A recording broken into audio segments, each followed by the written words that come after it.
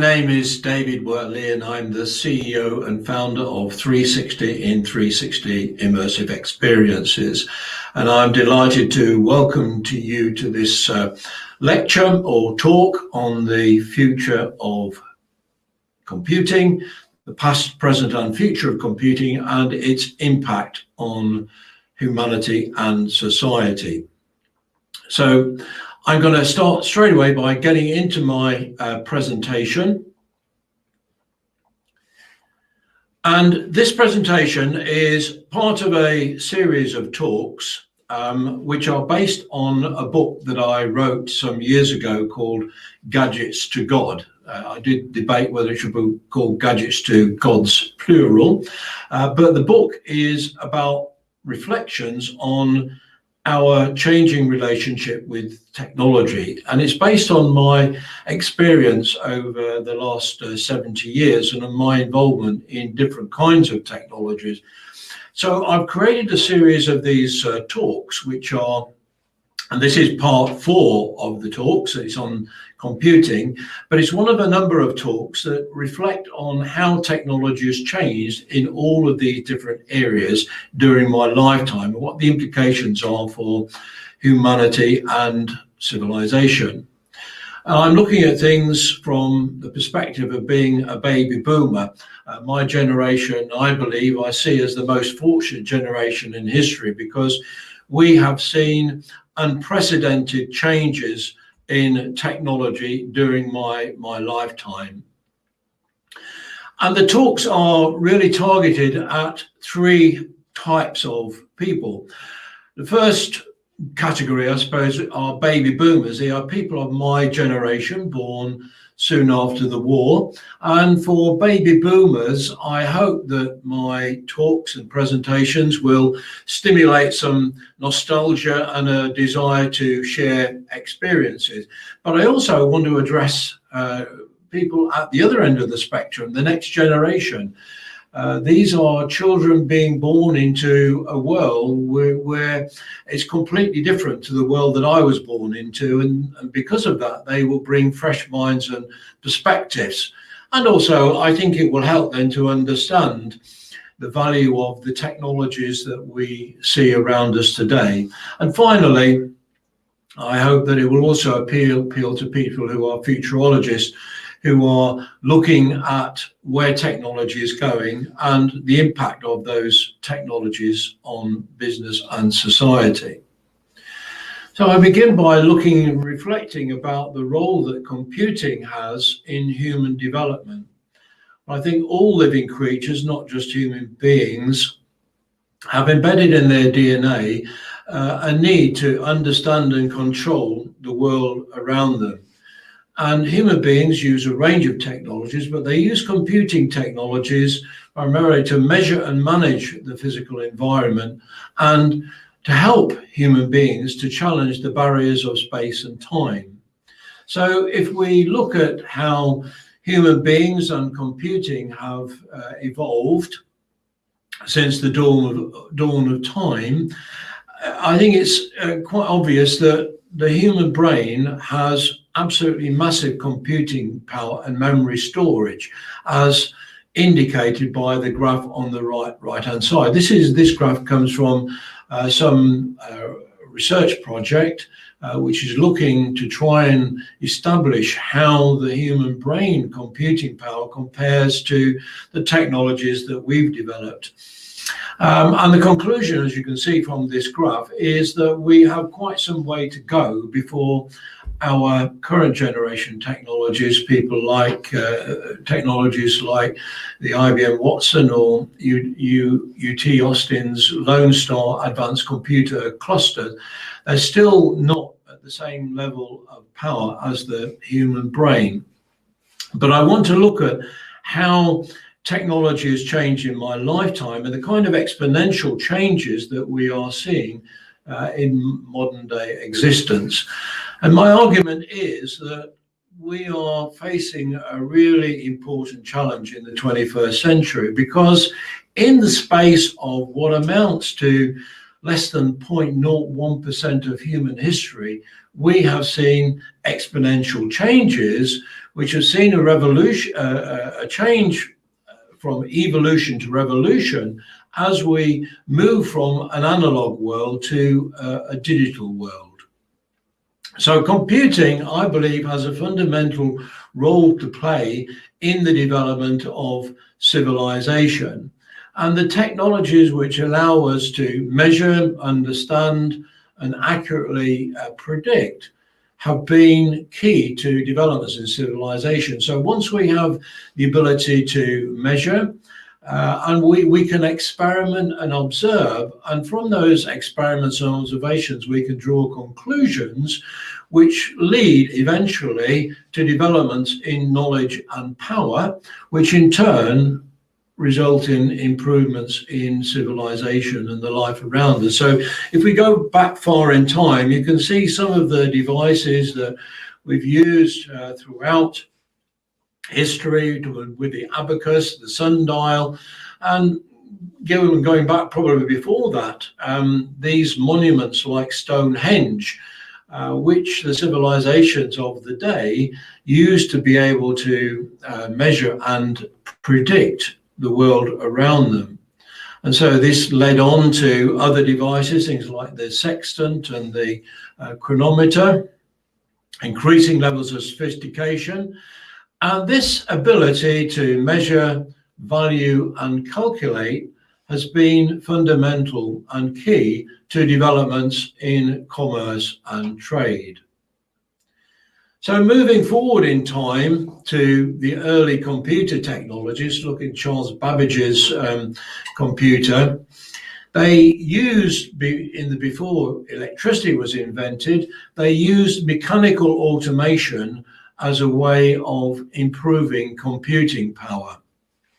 And I'm going to leap forward in time now to Bletchley Park, and in a few minutes I'm going to take you on a very short virtual tour of Bletchley Park and the National Museum of Computing.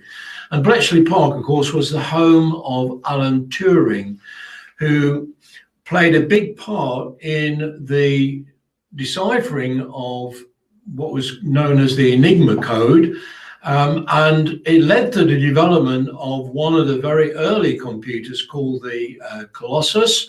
And the Colossus was very influential in altering the outcome of the Second World War by solving an encryption problem. And you'll see on the left-hand side of the screen there, that is the Enigma machine, and in the center is a picture of Alan Turing, which leads me to Bletchley Park. Now, Bletchley Park is the home of the code breakers and the National Museum of Computing.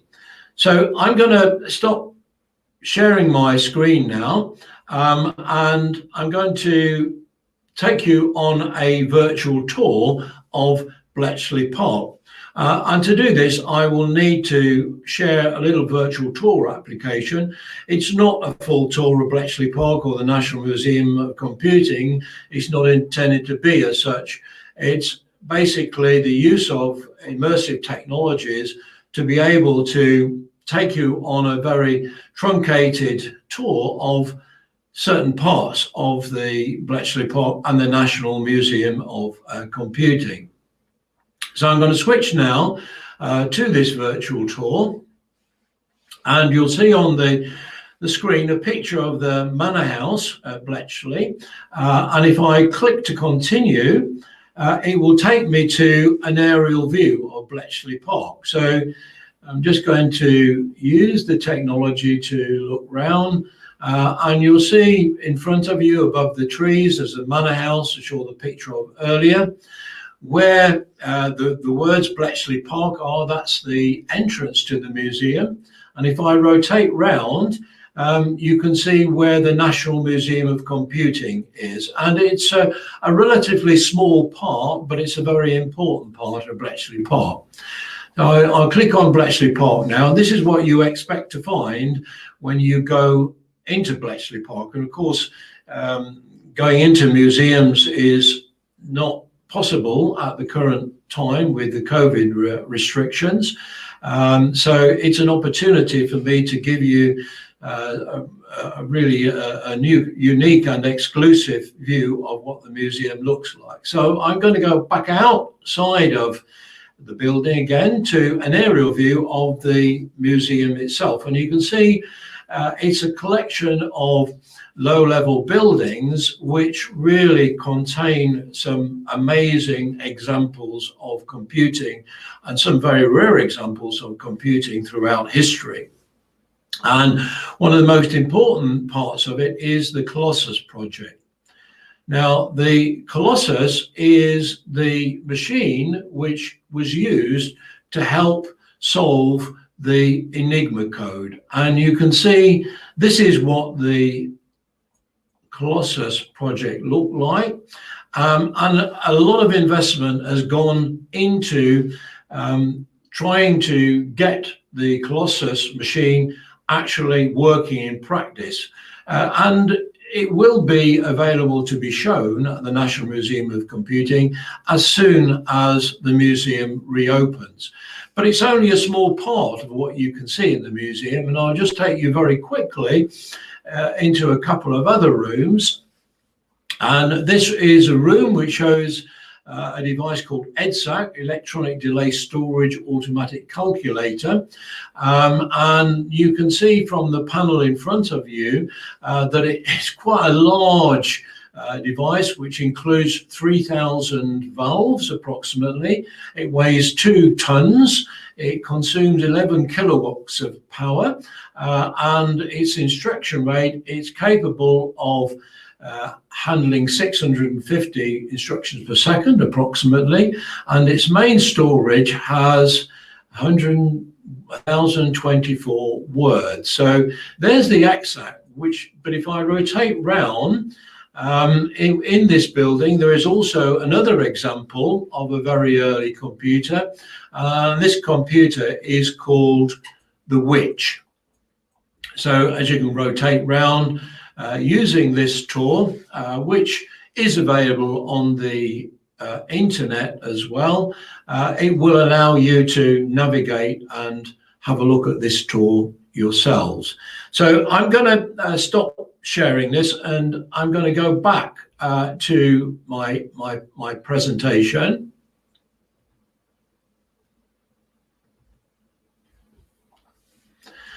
So that's a very just simple example of the Bletchley Park and what you can find in the National Museum of Computing. So I'm now going to go back to sharing my presentation, and we are looking at Bletchley Park, home of the National Museum of Computing and Code Breakers. And in Bletchley Park, you can see a range of computers. One of those computers, unfortunately, is not the Ferranti Mark I. I've chosen this picture because it's a computer that was actually built at the University of Manchester, and it came into service in the same year that I was born, in 1949. So moving forward in time to see how computing technology has developed both commercially and at a consumer level, I'm going into the 1960s. In the 1960s, we had these devices called comptometers.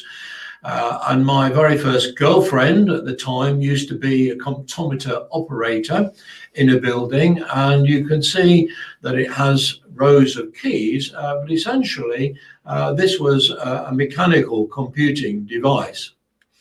And in the 1960s, when I was still at school, consumer computing, what was available to us, were things like the logarithmic ruler, which allowed you to do calculations using an analog device like the ruler. But also we saw the beginning of devices like the early calculator. And this is a picture of the calculator that I used to have in my latter years at school. It's an early Texas Instrument calculator. Going on into the 1970s, In the 1970s, towards the end of the 1970s, in fact, in 1979, I joined IBM. And I joined IBM as a marketing executive. And at the time, IBM mainframe computers like the IBM 370 were very common in the corporate sector. But this was a time which saw the beginning of what you might call commercial computers for ordinary businesses. And an example of that was the IBM System 32, which you can see on the right-hand side. And on the left of that picture, behind that cupboard door, there was a Winchester disk drive, a hard disk drive, which was an advance on the computer tape technologies which were used in the IBM 370. The IBM System 32 also had a visual display, and you can see that kind of Star Trek port which is next to the printer, and that was one of the early examples of having a device on the computer which could actually talk to you visually. So in the 1970s, of course, this saw the dawn of consumer computing, devices like the Commodore PET that I've shown a picture of on the screen there. And as we moved on into the 1980s, I was with IBM from 1979 to 1984. And in that time, we saw not so much as an evolution in computing, but more like a revolution in computing. So the IBM System 32 was effectively replaced by the IBM System 34, which had display units of the type similar to the ones we see now, except that they're monochrome. But we also saw a new device come into IBM's portfolio, and that was the IBM System 38, which was a revolutionary new device which incorporated an inbuilt relational database. So this was a device which was primarily aimed at the computing at the corporate marketplace. At the other end of the scale, for small businesses, IBM introduced a forerunner of the IBM PC, and it was a device called the IBM 5120. And the IBM 5120 was one of the very first computers that I sold, and the company that I sold it to was a company called R.G. Mitchell, and they looked after slot machines at places like Skegness Pier. And in the 1980s, this IBM 5120 was described as a fourth generation device for programming language using a piece of software called BRADS, Business Report and Application Development System, which could be used by ordinary people to create their own simple applications. And the way that I sold the IBM 5120 to R.G. Mitchell was to take the 5120, put it on their boardroom desk, ask them what kind of records they kept, what they kept in these records, and I used BRADS very quickly to simulate an application which allowed them to track the slot machines that they got and the takings month by month and produce reports from that. And to celebrate their order of the 5120, they took me on to Skegness Pier and treated me to a ride on one of their funfair rides there. I left IBM in 1984, and I left IBM to set up a company called MyTech, and I wanted to prove that the smallest consumer devices, the IBM PC of the day, could be used to provide competitive advantage. So what you see on the screen there is almost identical to the first IBM PC that I purchased in 1984. And I'm going to be looking at the price performance of these machines and comparing how the price performance has changed over time and what we're likely to see in the future. So this was 1984, and consumer computing in the 1980s had devices like the Sinclair ZX81. And in fact, one of my early staff in Mass Mytech, his father bought him a ZX81, and he used the ZX81 to create his own computer games, because you were able to program these devices in very primitive assembler language.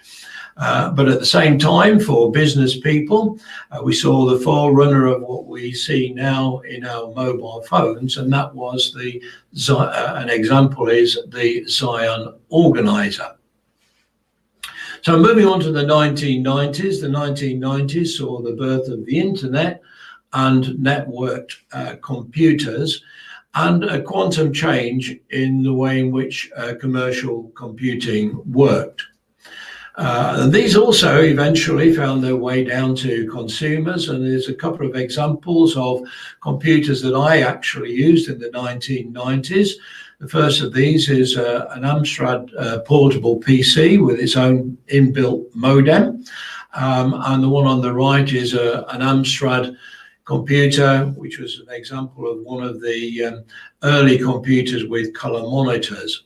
And with every advance in computing technology, gradually computing became more and more affordable to ordinary people.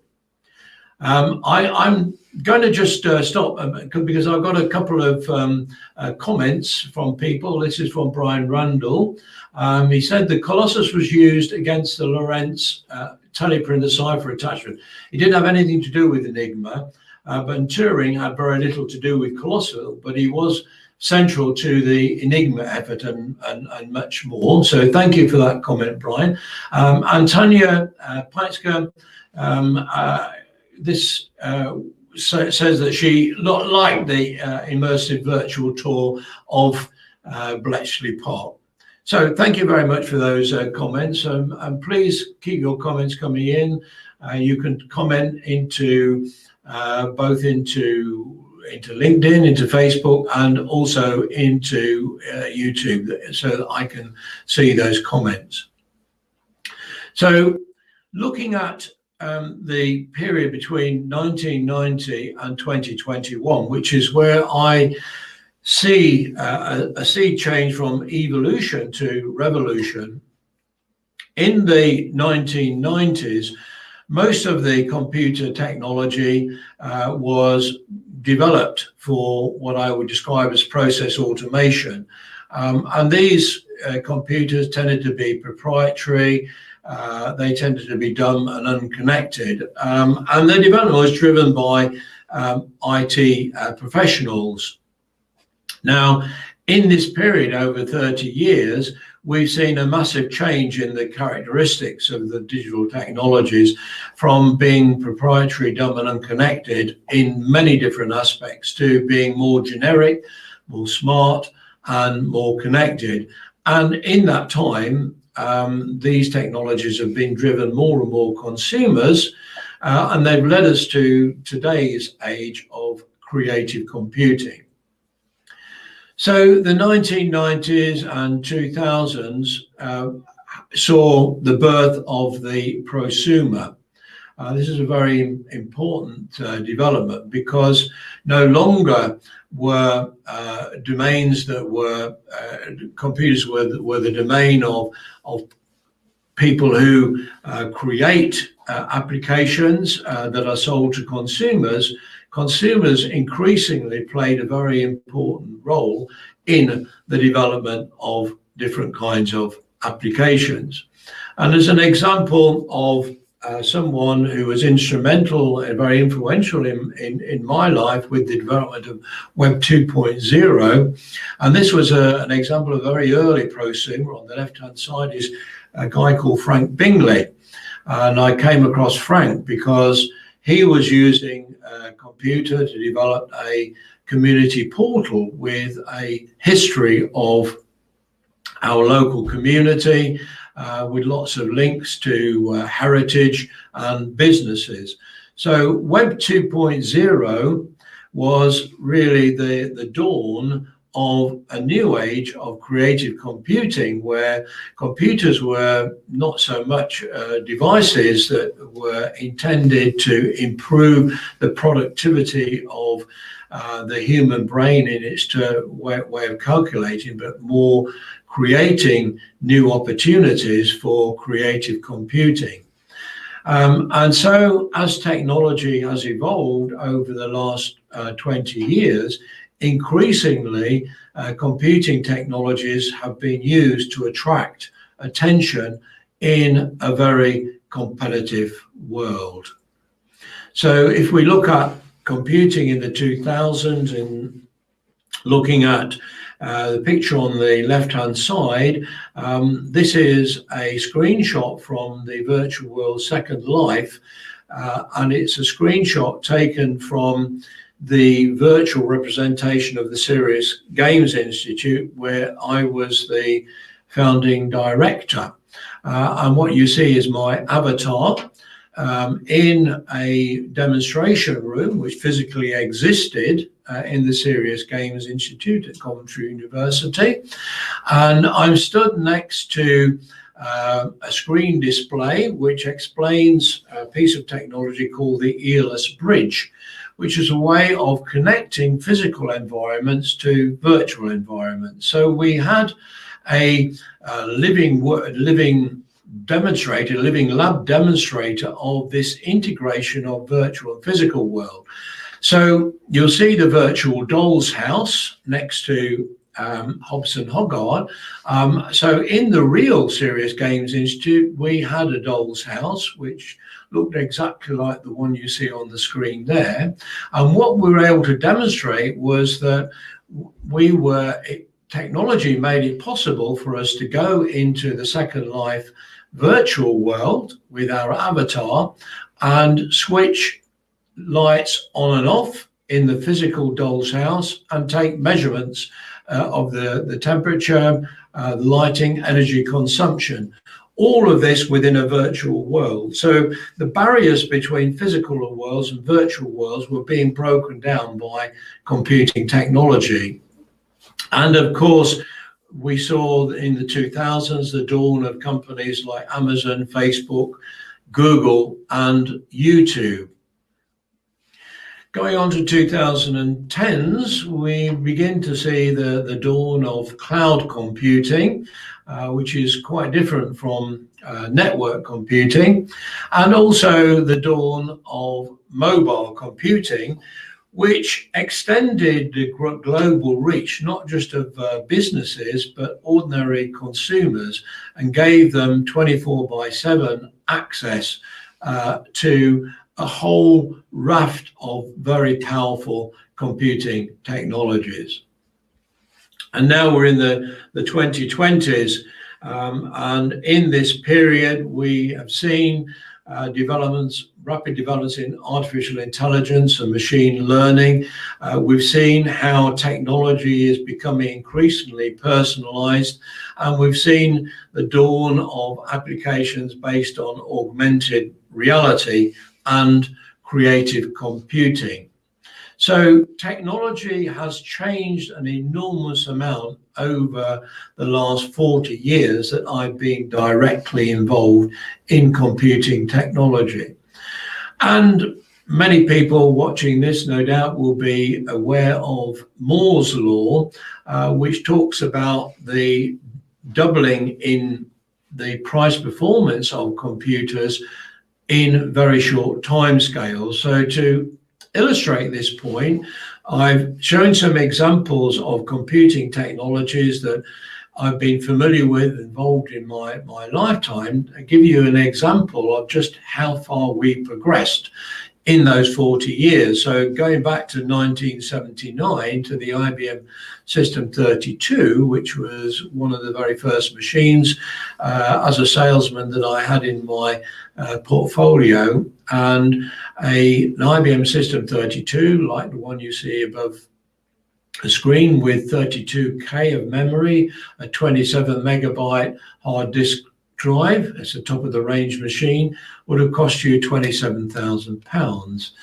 So if we divide the memory into the price of the machine, I've come up with a very rough price index. So £457 per unit of memory. Going forward 5 years, with the announcement of the IBM PC, with 64K and two 1.2 megabyte floppy disk drives, you're looking at a price of around £3,500 for the very first commercial computer that I bought when I started business. But already in those 5 years, the price performance has improved by almost 10 times. The price index has gone to £53. And if we go to the present date and we just look at a couple of bits of computing technology that I use on an everyday basis, the iPhone 11 Pro with 256 gigabytes of memory, I put plus ... because of course the memory is not just limited to what's on the device itself. You've got access to a whole range of services and storage which extend that enormously, but I'm only using the 256 gigabytes in the calculation. And an iPhone 11 Pro with that configuration will cost you £730. And this brings the price index down to £0.003. And what I'm using to run this talk on is a Tower PC that is beside me, and its configuration. It has 32 gigabytes of memory, RAM, plus 4 terabytes of disk storage, plus all the other storage that is available in a variety of different devices and cloud computing access that I've got, and that will be around £900, which brings the price index down to 0.0002 of a pound. So in these 40 years, we've seen a minimum increase in computing capacity, roughly, of around 200 million%. So it's an exponential change. So what I would like you to think about is how the human brain might have developed during my lifetime. So on the left-hand side, there is a picture of me as a baby in 1949. On the right-hand side, you can see what I look like now. So the question is, how has the computing power of the human brain evolved? If you take myself, I wouldn't like to estimate the amount of memory capacity and storage that I've acquired in the 71 years of my life so far. But the point is that those developments have taken place because I've lived through this period of history, and I've had experiences over that time which have been stored in my memory and helped to make me the person that I am. So my brain capacity has been enhanced simply through my life. If we consider the same thing for a child of today, people being born in the world today, they are going to be, presumably, at the same kind of brain capacity as I was when I was born. But I would like you to think about how the technology that we use today and the world that we live in today is going to affect the capacity of the human brain and its computing power. So I bring back the graph that shows the computing power of the human brain from a research project that you can find on the internet. And alongside it, there's a screenshot from a website that says how to become a genius, the Polgar Experiment. Well, this was one of a number of experiments that people have taken part in over the years, exploring the potential of the human brain and whether it's possible to create a genius. And the Polgar experiment was conducted by a gentleman who had 3 daughters. And he set out to try and make his daughters geniuses. And he did this by focusing on training them on how to play chess. So in their early teens, they were able to beat chess champions, and they were able to take part in marathon chess games, which involved them playing simultaneously against dozens of different players. And the conclusion that came out of this project was that it is possible to train the human brain, provided that you give it the stimulus that it requires to develop. And that stimulus takes the form of challenges. Now, there are other experiments that have taken place like this. I remember one, unfortunately, I couldn't find it on the internet, so this is purely anecdotal, and it may well be inaccurate. But I heard a story many, many years ago of a gentleman who wanted to prove that you could train the human brain by testing it from the earliest possible age. And he did this by dangling letters of alphabet into his son's cot. And so throughout this child's early life, he was trying to give the child a number of challenges to help that child learn and develop. And so by the age of, I think, 11 or 12, this child had already passed entrance exams for university. And the unfortunate side effect of this was the fact that he was no longer able to identify or communicate with children of his own age. So I think almost certainly from these experiments, it is possible that the period that we're living through now, where we're seeing massive advances in computing technology, capacity and power, etc., we are also seeing similar advances in the development of human computing power and intelligence.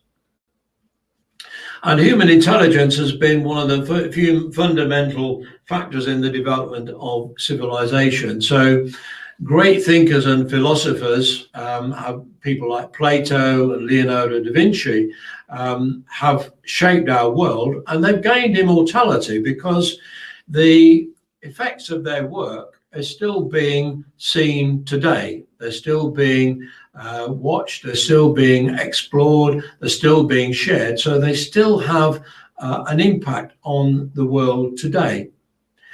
Now we are at the period which is coming towards a period known as the Singularity.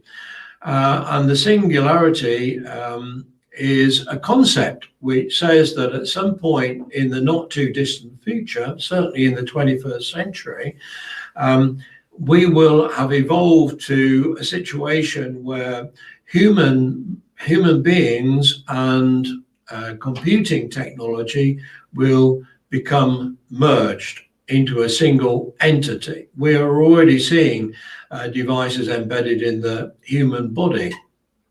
But the other point about singularity is not only the concept that the singularity through developments in medical and computing technologies, might make it possible for human beings to live through a much extended period, and possible in theory for immortality. But there is another kind of immortality, which is the immortality of the sort that Plato and Leonardo da Vinci had.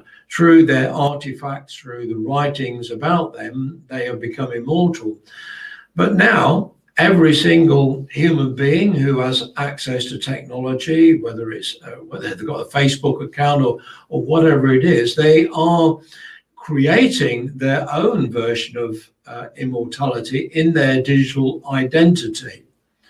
So the question is, coming into the future, as a result of all of this, will our digital identities live forever? This talk is being recorded and it will be published to YouTube and Facebook and possibly other channels. And so whilst ever this video recording of today's presentation exists, it will be able to be accessed by people. So it could be, in theory, access to people after I've died and passed on to another world. So this is part of my digital identity. It's a story of my life. It's a story of my experiences. And people watching this video may be influenced in some way or other. And it's the same for every human being on the planet who has access to technology today. They create their digital identity and their digital imprint on the world, which could live long after them. And we need to think about the implications of that. So when we look at the future of computing is going to become more personalized. It will continue to evolve and become faster, richer in experience, more and more global, and increasingly it will have embedded intelligence. So now we come to artificial intelligence and the impact of artificial intelligence on civilization. So we could, and we are moving towards a situation where we have intelligence, artificial intelligence, which is unconstrained by language, space, or time. And this intelligence is being used to personalize computing. And this creates tribal communities or communities of common interest. And one of the dangers that I see is that wherever you've got tribes, people with common interest, you are likely to get conflicts of interest and polarization. And that's really one of the phenomena that I think that is emerging out of the latest developments in computing technology that we need to be very wary of when we look at the future of humanity. So here are some of the symptoms and effects of this personalization and ability to be able to create a digital imprint. We've seen that how in a very short space of time, phenomena like the Black Lives Matter movement has influenced how people behave and what they do, raising a consciousness of a very important topic. We got Greta Thunberg, a young 13-year-old. When has there been a time in history where a person of such a young age has a global impact? And we've got Harry and Meghan with their ability to use the media to be able to promote their stories. And of course, we've got ordinary human beings creating selfies and so-called social influencers.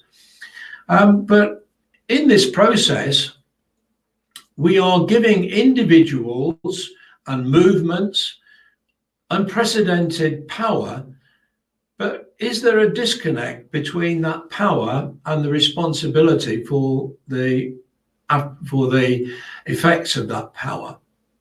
So what does it mean for humanity? Well, we're living in a time of exponential change. This time of exponential change means that unlike when I was born, tomorrow is not likely to be the same as today. Tomorrow will be quite different from today in many different ways. Whereas when I was growing up, days were pretty much the same, and things change really relatively slowly. Today, things change very quickly, and messages can have almost instant global impact. And as I mentioned, this can create a disconnect between power and responsibility, leading to a polarized society and challenges to the future sustainability of humanity. So if you look at what could go wrong, and I should stress here that by nature I am an optimist, so it's not something that I'm suggesting that will be something that is imminent, but these are things that I believe are potentially real dangers. And so going back to the book that I wrote, and now to explain why it was called Gadgets to God, because I was born into a time when the things that were familiar to me to help me, empower me to achieve specific tasks, they're called gadgets. And these were tools that have been developed over history by human beings for human beings to enable them to achieve specific tasks. Now we've entered a realm with cloud computing and all of the technologies that I'm covering in this series and that are covered in the book. And these technologies are really created an unseen in cloud computing, all-seeing, all-knowing, extremely powerful guide to influence human life, and it's technology in which we believe and place our faith. We spend enormous amounts of time communing with and communicating with these technologies. And for some people, this has replaced effectively the role of religion in their lives. So one of the dangers is, and the analogy that I've drawn on a number of occasions, is that we have now created something analogous to what was created to end the Second World War. In other words, the splitting of the atom. Atomic power, once it was discovered how to split the atom, we've developed a bit of knowledge which could be harnessed for both good and evil. And we've learned how to harness nuclear power to provide light and sustenance, but we've also learned how to use it on a destructive basis. And it's my argument that computing technologies and all the associated technologies are in the same sort of category of a technology which can be harnessed for extreme good or also, unfortunately, extreme evil. I just want to conclude just by reflecting a little bit on the impact of the coronavirus or COVID-19 on our life. So what COVID-19 has seen, and some of the phenomena include online meetings, we've seen deserted town centres and loss of businesses to retail and hospitality. We've seen grounded aircraft. What COVID-19 has done is has imposed communication barriers that impact our ability to conquer time and space, for want of a better word. They've also seen a massive growth in online shopping, meals delivered, and for the power of good, community initiatives. So COVID-19 has already created new ways of living. And it's really to be decided whether these new ways of living are going to continue once the COVID-19 crisis has been tackled.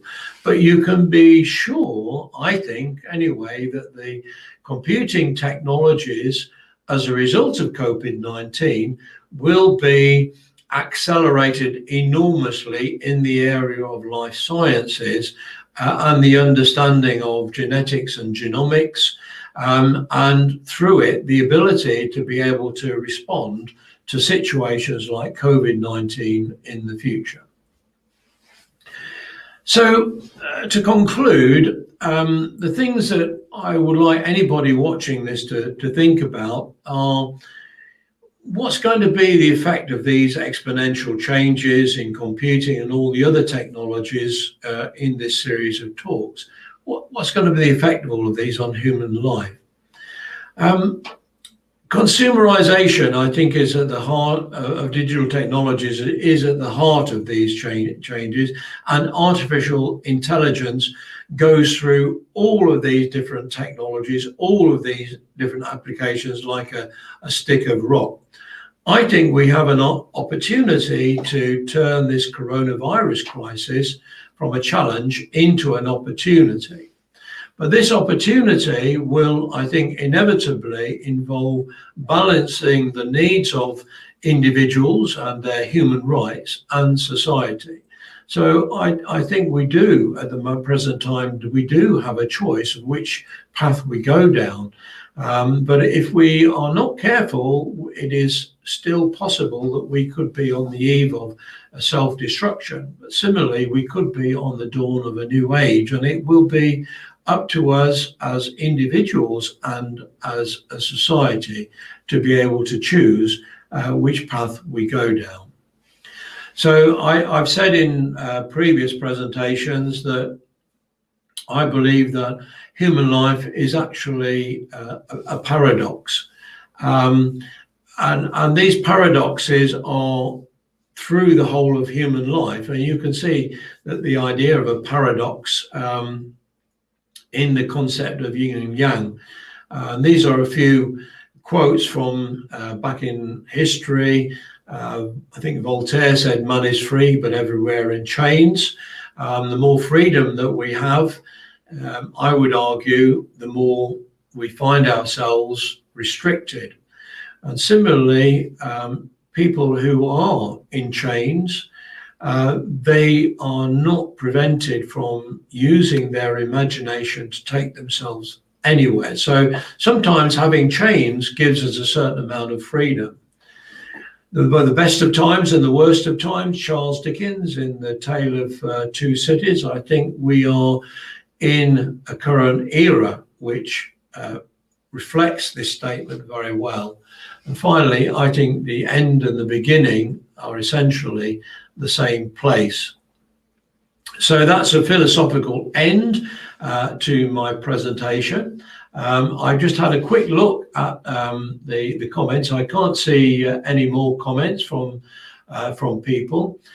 So what I would just like to say, if you have really any future questions and you would like to contact me to discuss those questions or discuss collaboration, you can contact me at this address, david@davidwortley.com.